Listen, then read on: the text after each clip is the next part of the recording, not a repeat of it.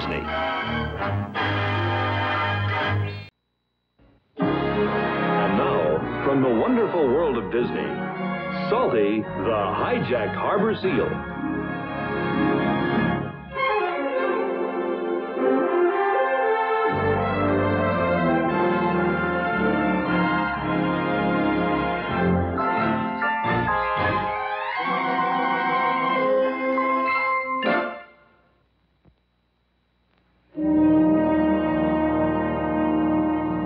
San Francisco, the busy, bustling city by the bay. Yet only 30 miles up the Northern California coast is Drake's Bay, a quiet, peaceful inlet on the Pacific Ocean.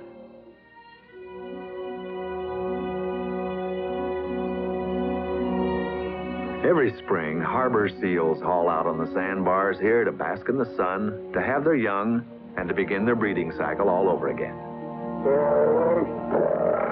The new pups weigh about 25 pounds. Their parents around 250. Their short-haired coats seem to be of different colors, but when dry, most are a light tan and spotted. When wet, they darken. Their powerful hind flippers were once legs when their ancestors were land animals millions of years ago. Their short front flippers are good for about only one thing out of water.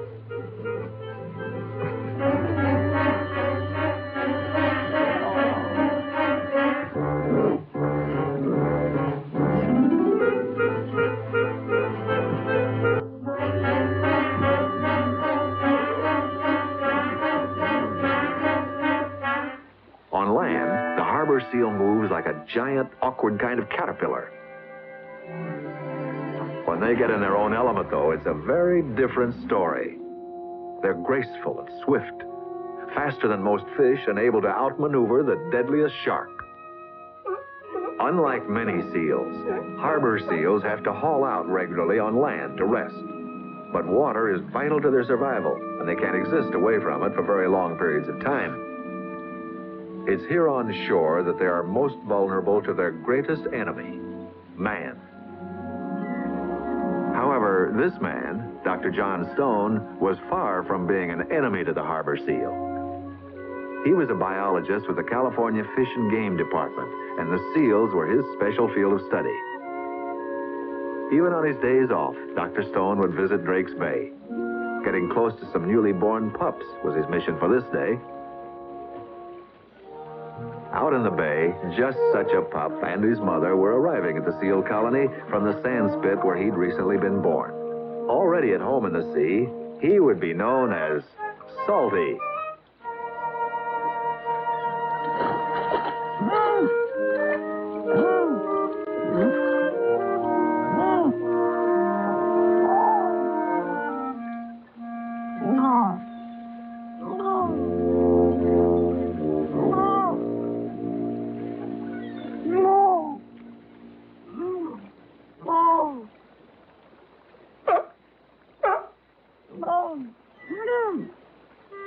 Salty was hungry. His mother's milk had 12 times the fat and 4 times the protein of cow's milk. But the pup's rich lunch was about to be interrupted.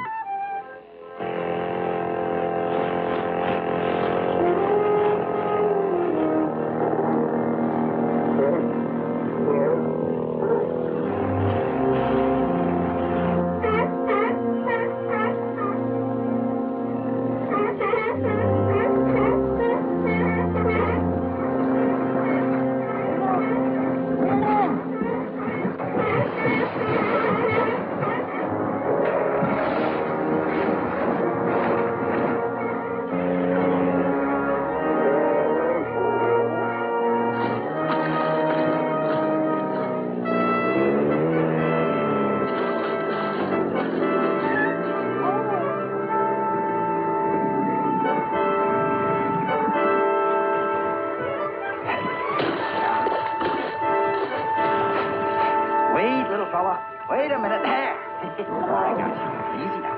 Easy. Salty didn't care for this business at all, and his mother was highly upset. Neither was very enthusiastic about the contribution the young harbor seal was making in the name of science. Easy now. Don't squirm. Just take it easy.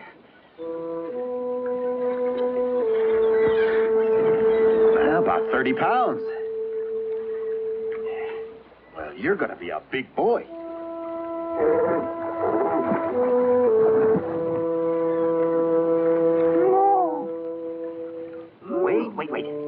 Wait, let me see. Wait, there we go. Okay, 27.5 inches. Oh, boy. Now around the middle.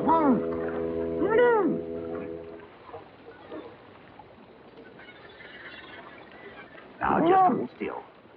18 inches. Wow. Now come here, easy. Oh, you're a nice big boy. Let me see. Let me see your mouth.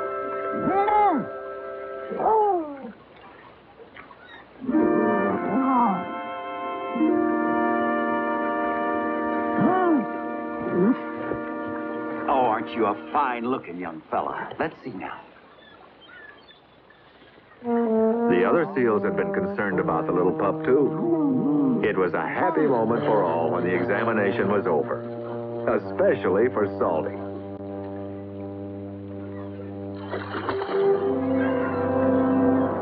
His anxious mother had been through some very bad moments. She and her pup hurried toward each other in a tender reunion.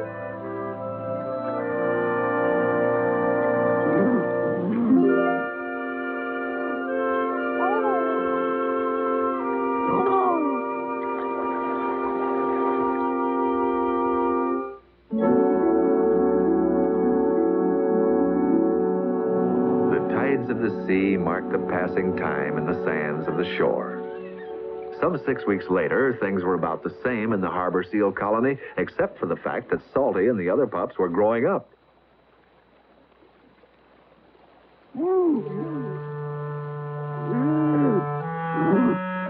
According to nature's plans, now was the time for parting.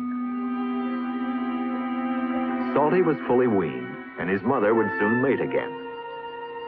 The adventurous pup had places to go, things to do, and a wondrous world to explore. As it turned out, Salty was to have a companion for his adventures. He first saw the young female by an old sunken rowboat, a kind of playground for all the pups. For Salty, it was a case of seal puppy love at first sight. And for her, too. A girl pup we'll call Spray.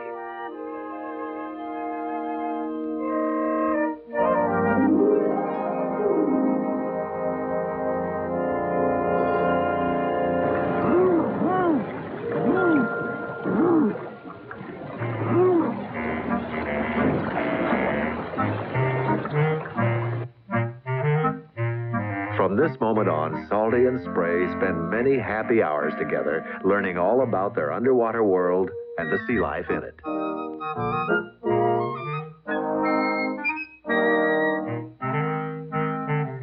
By instinct, the pups avoided the beautiful but deadly jellyfish.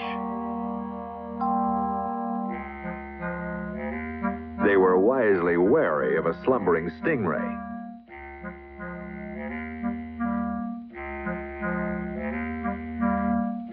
And a starry flounder gave them little time to think about making a meal of it. But for the pups, the smaller fish provided fun and a feast.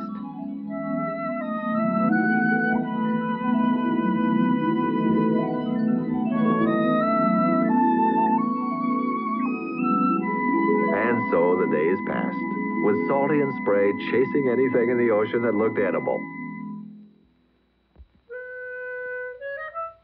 The young seals failed to notice that this fish had a very peculiar way of swimming.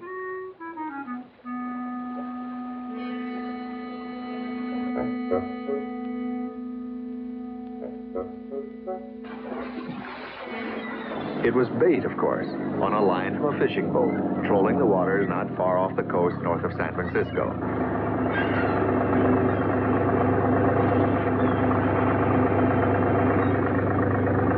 It didn't take the fishermen long to realize that something was eating their bait, something that they weren't catching.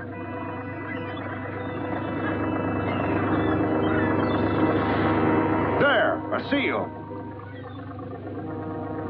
The day's fishing luck hadn't been good. The crew worked on shares, small catch, small pay. If nothing else, they'd haul in a harbor seal, since they knew where they could sell him and make some money. It was highly illegal, but both figured they could get away with it, as long as their tough old skipper didn't know what they were up to.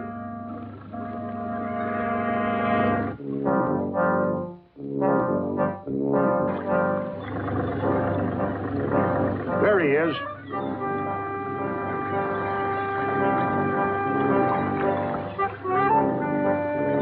Hurry up with the net.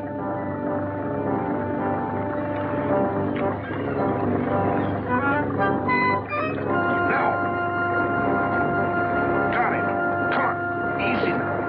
Easy. Pull him up.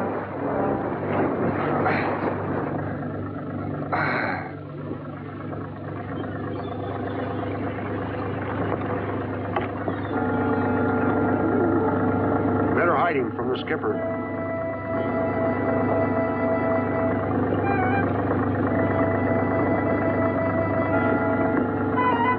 It was a terrifying experience for Salty, becoming a hijacked harbor seal.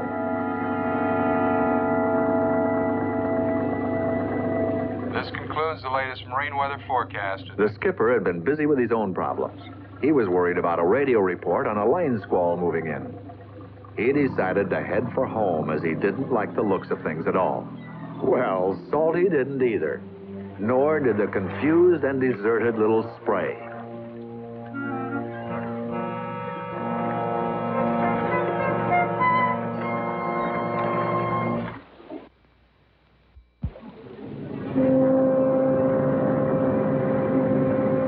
It was later that same afternoon, and the skipper had been able to outrun the line squall.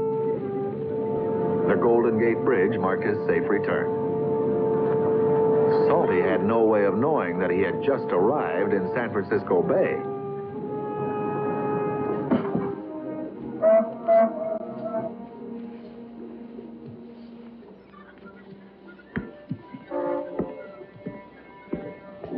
The crew hoped the skipper wouldn't notice their illegal catch.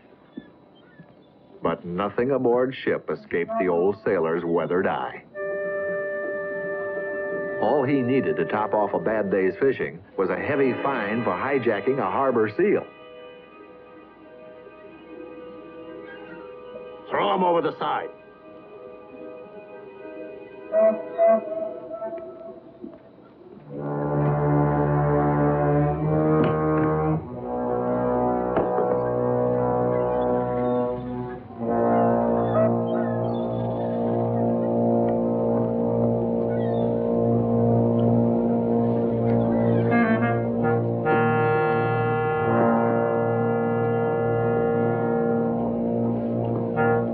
Many years ago, seals like Salty often came into quiet harbors, which was the way they got their name.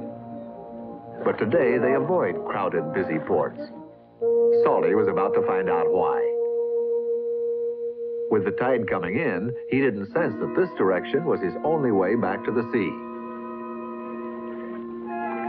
The San Francisco skyline for the confused little harbor seal was a jumble of great rocks and steep cliffs.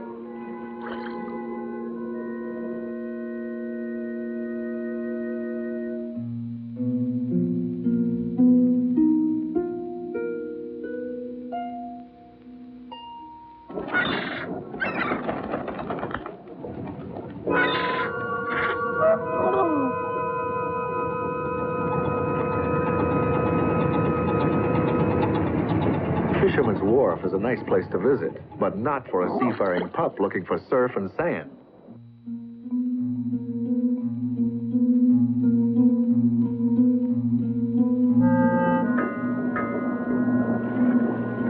A rock called Alcatraz didn't look very friendly, and neither did the group of sea lions on a nearby harbor marker. Harbor seals and sea lions don't mix too well, so the big boys on the buoy frightened Salty away.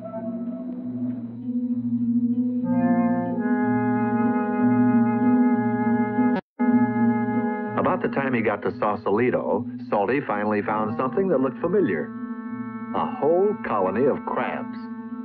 He was hungry by now and started looking for a way to get inside one of the holding bins.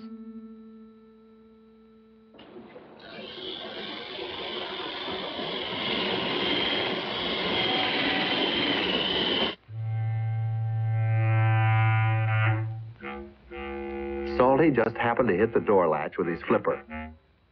It was his open sesame.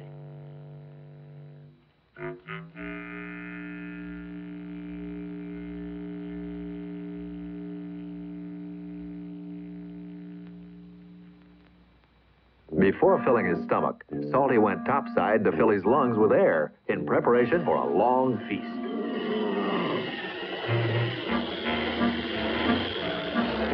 Hey! Hey, cut that out! Come on, beat it!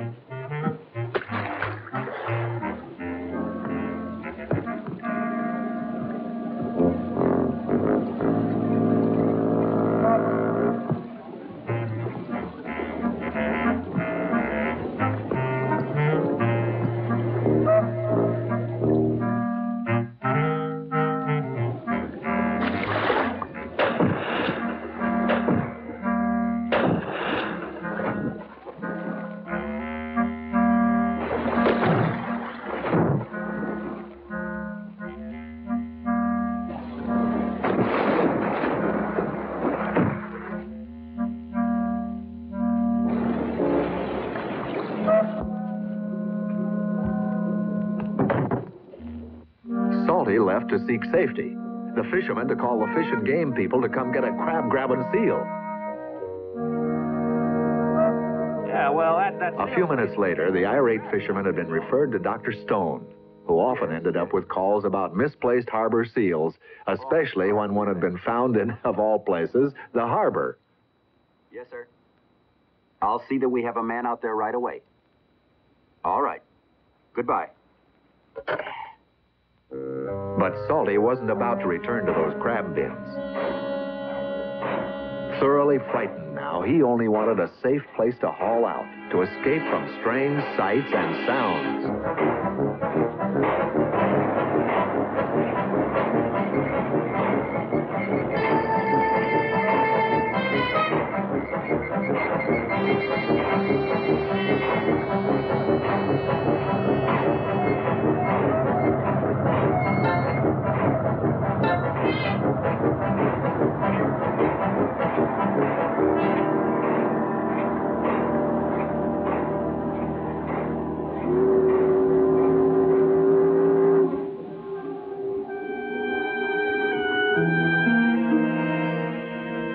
Soothed by the gentle rocking of his hideaway, Salty soon drifted off to sleep.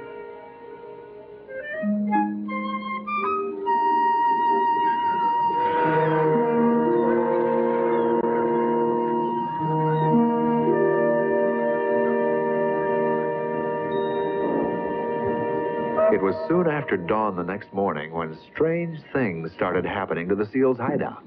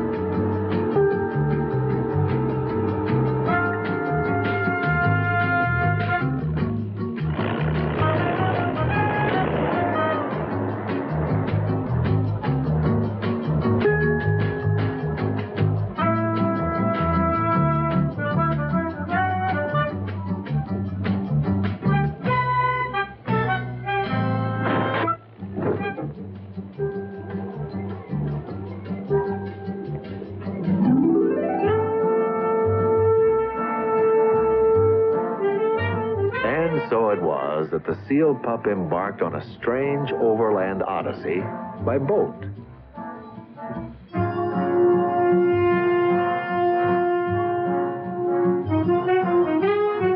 Downtown San Francisco lay just ahead.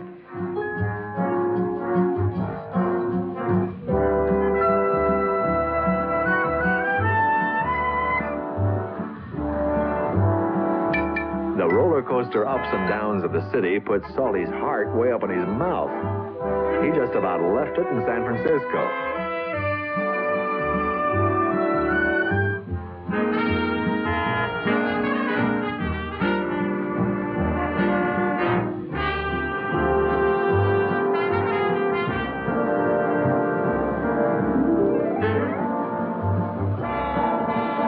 The charm and beauty of the city by the bay were just too much for the bewildered stowaway.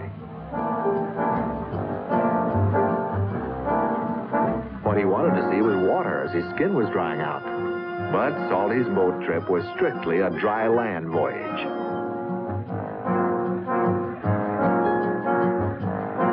It was sometime later when Salty got up the courage to take his bearings again. The scenery had changed. He was headed inland down the peninsula southeast of San Francisco.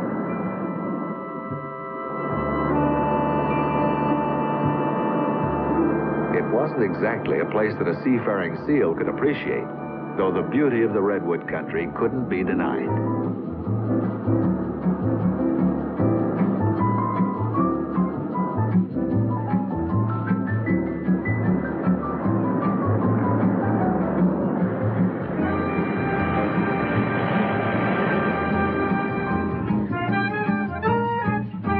A fuel stop, but having been away from water too long for comfort, Salty was ready to jump ship.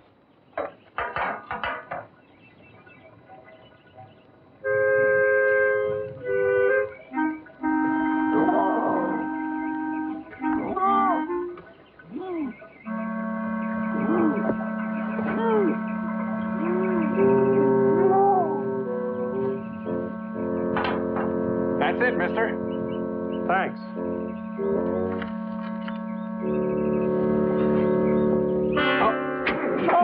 No, don't, no. Hold it, just wait a minute. What? Hey, mister, wait a minute, you forgot your seal. So what in the world do you do when you're suddenly left holding a nervous, wriggling seal? Well, you'd sure like to call the wildlife department, but first you figure the seal might like some water. And if you're a service station attendant, you fill her up.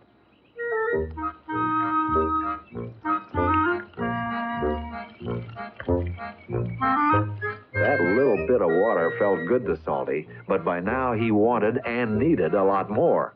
Hello, this is the Redwood Garage in La Honda. We have a seal here.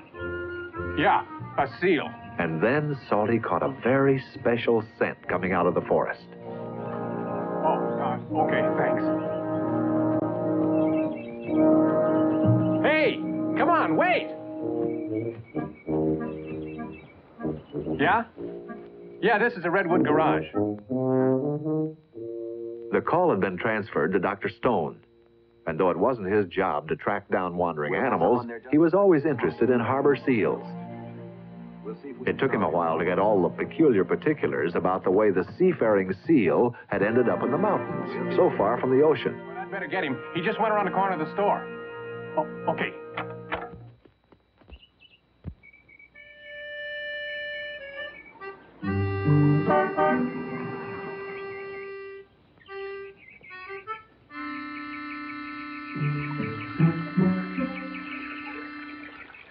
And then, Salty found what he had scented on the breeze. Millions of years ago, when his ancestors were land animals, they had returned to the sea. Salty was beginning his own journey home, following the current downstream. A journey that would be filled with many strange adventures.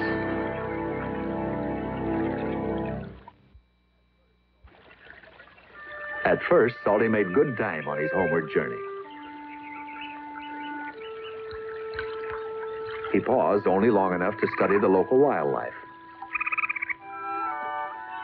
To Salty, it looked something like a sea otter, but it was really just a raccoon with a crayfish.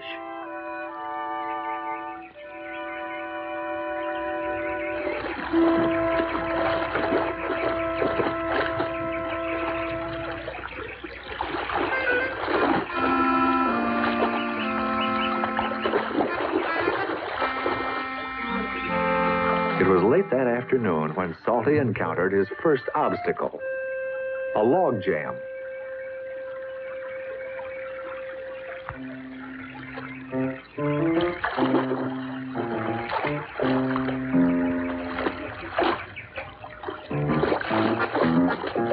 This called for a detour.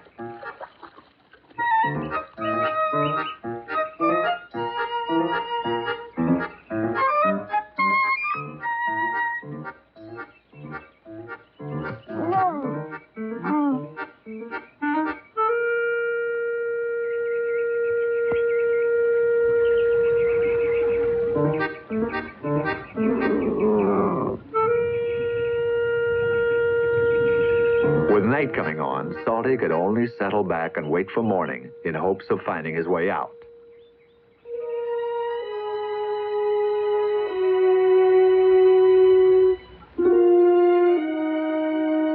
It was the next day, and things didn't look much better. Salty's eyes began to bother him, a problem for seals away from water too long.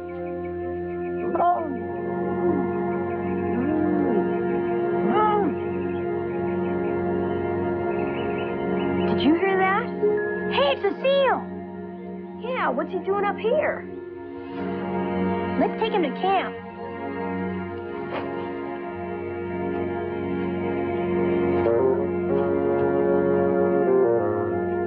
After the strange events of the past 2 days, Salty took his next unusual mode of transportation quite calmly.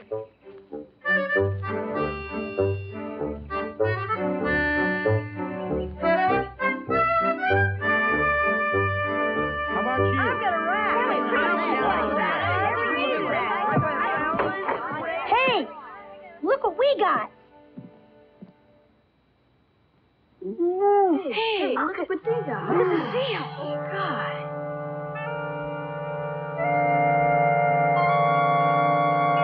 Salty became the center of attention at the Y.M.C.A. camp, which didn't set at all well with Babe, the camp mascot.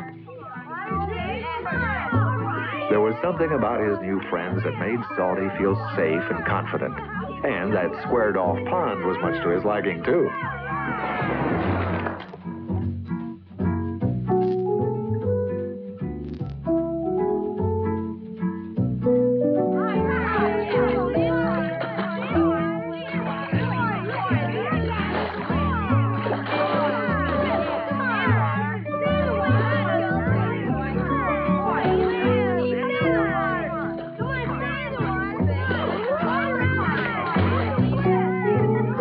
Was not at all bashful about freeloading.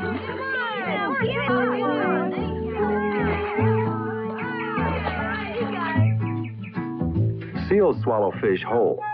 After a brief inspection, Salty put this one away and came up for more.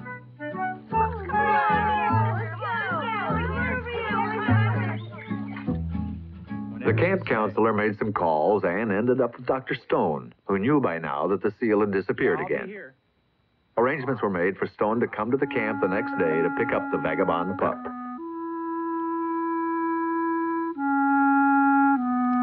That seal was really getting around. If he'd been one of those that Dr. Stone had seen at Drake's Bay several months ago, that little fellow was a long, long way from home. For the moment, Salty seemed to feel quite at home with the boys at the Y camp.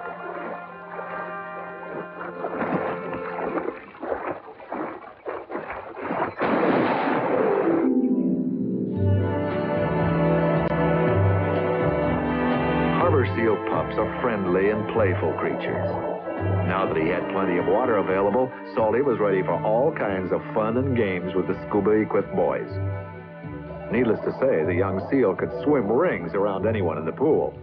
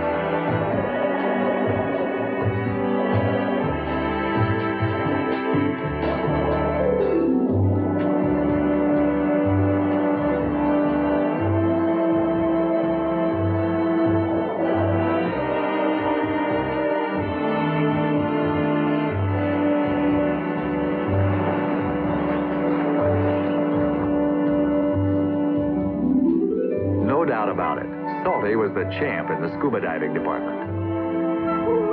The camp mascot was beginning to get a bit jealous of the talented visitor.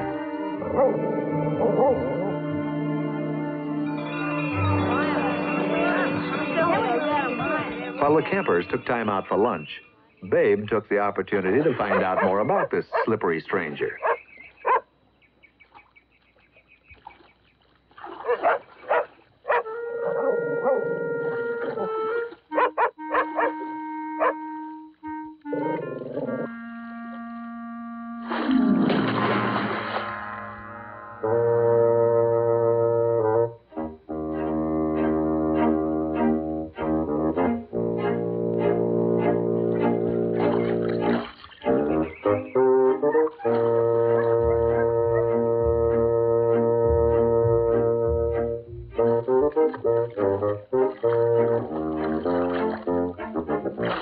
The canine pup soon found out all he wanted to know about the aquatic pup.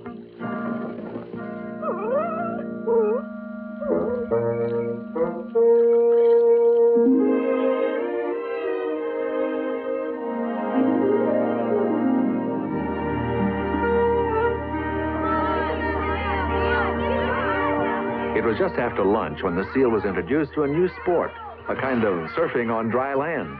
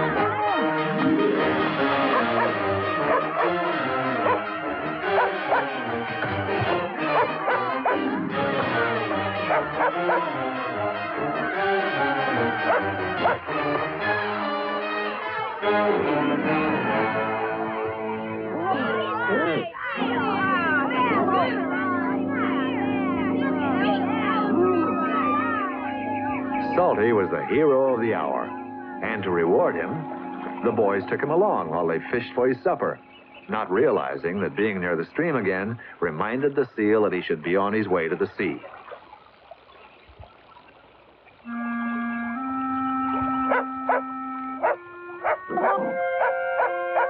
Babe!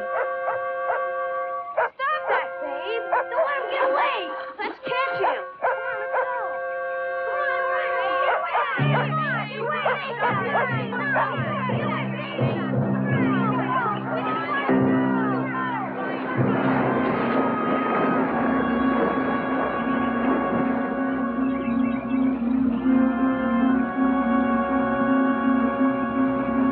Once again, Salty headed for home.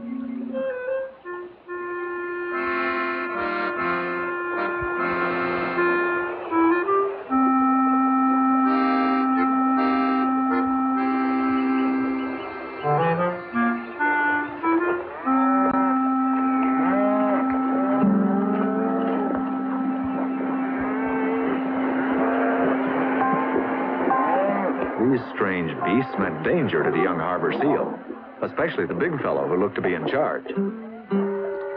Salty sensed that these were not any kind of sea cow he could outswim. A shortcut right now just might be advisable.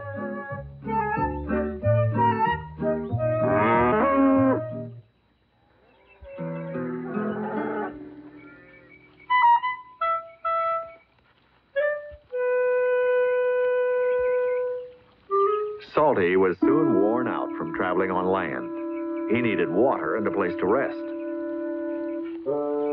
An old bathtub serving as a water trough looked promising. The accommodations weren't exactly deluxe.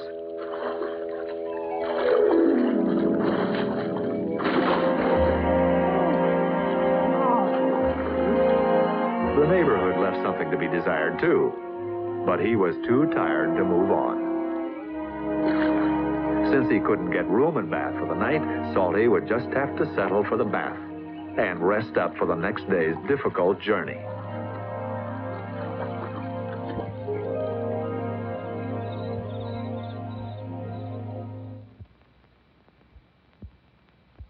It was the next morning when Salty had a rude awakening.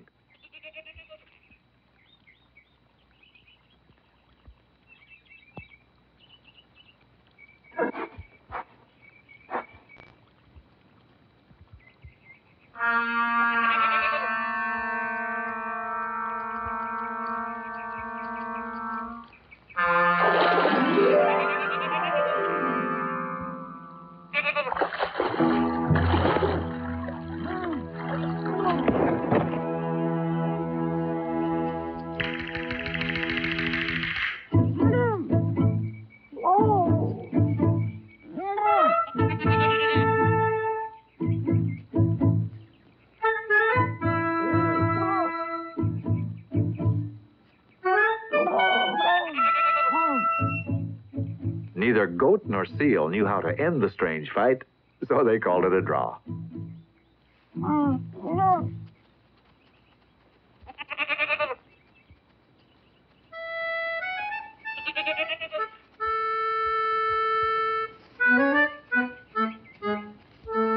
Yes, sounds like him. Now, boys, can you tell me exactly where you last saw the seal?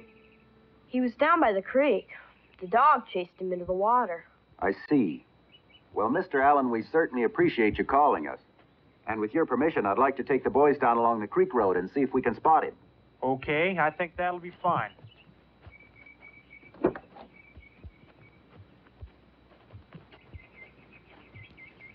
Salty continued his search for water. There were times when he had to climb hills as steep as ocean waves. And other times he could glide over a smooth sea of grass.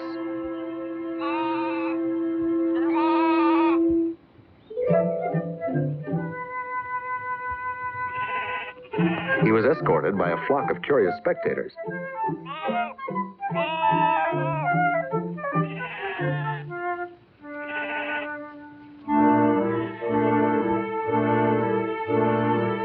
As the day grew warm, Salty grew desperate for water. And then he caught the scent of it in the valley ahead.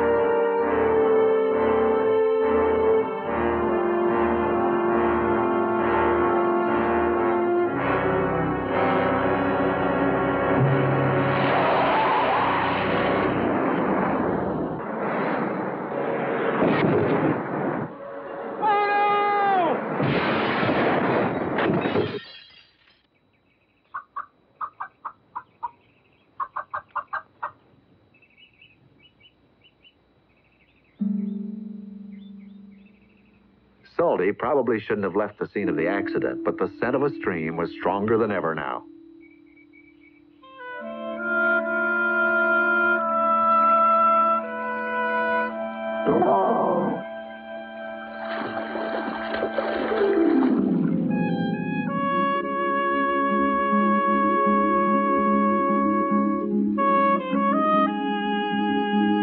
The pool was a part of Matt Hanson's trout farm, which had seen better times, along with old Matt himself.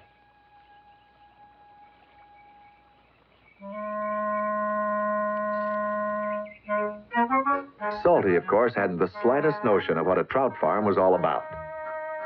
To the seal, fish were there for the catching, and he hadn't yet gotten the hang of reading signs. Raccoons, otters, and other freeloaders had been helping themselves to Hanson's trout. And now, a seal. Saltwater poacher, freeloader. I'll teach him. Matt figured a seal skin might be worth some money, so he decided the thief would pay for the trout he was eating with his hide.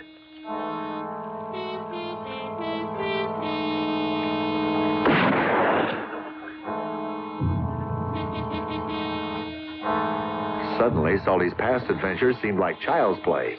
This one was deadly serious.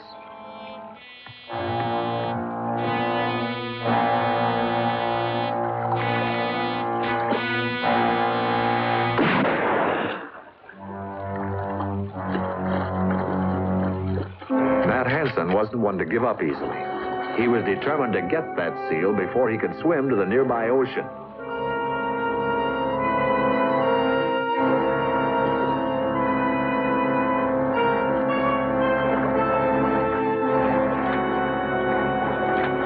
Meanwhile, a boiling mad truck driver gave Dr. Stone his first real clue as to the whereabouts of the road-running seal. Hard-pressed, Salty had reached the tidal marshes at the mouth of the stream.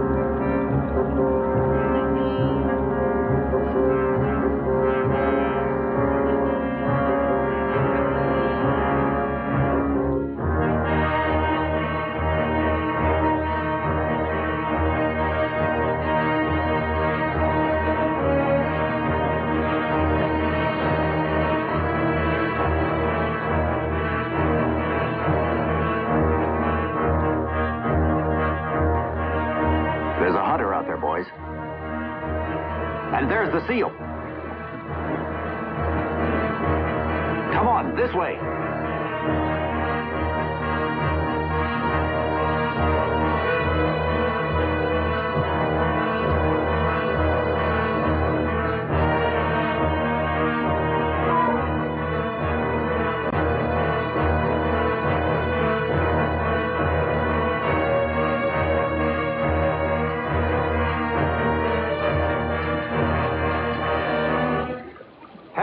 Put that gun down. Don't worry, mister. I wasn't going to do it. I just couldn't. I'm glad to hear that. You're in a restricted area, and that's a protected animal. Come on, boys. Let's see if we can get him through the fence here. Go on, boys. Go on, get in there. Come on. Go on. Get in there, little fella. Go on. That a boy.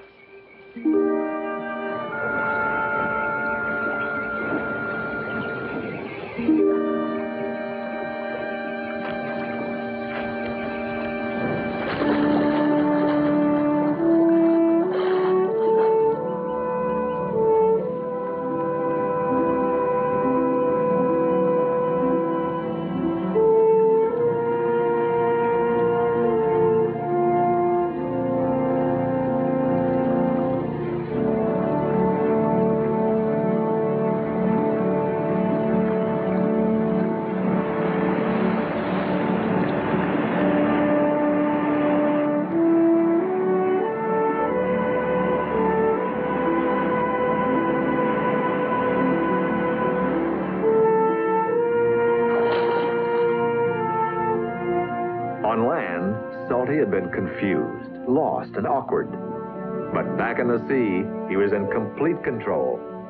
He set his course for Drake's Bay, home territory.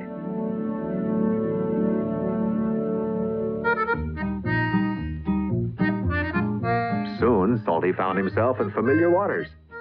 Suddenly, he was not alone. There was Spray by the old sunken rowboat.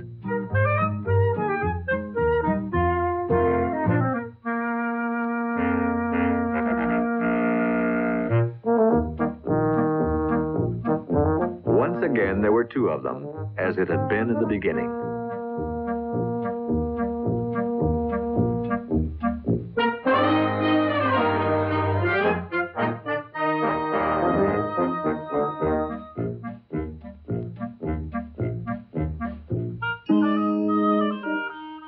last he had come home. Salty, the hijacked harbor seal.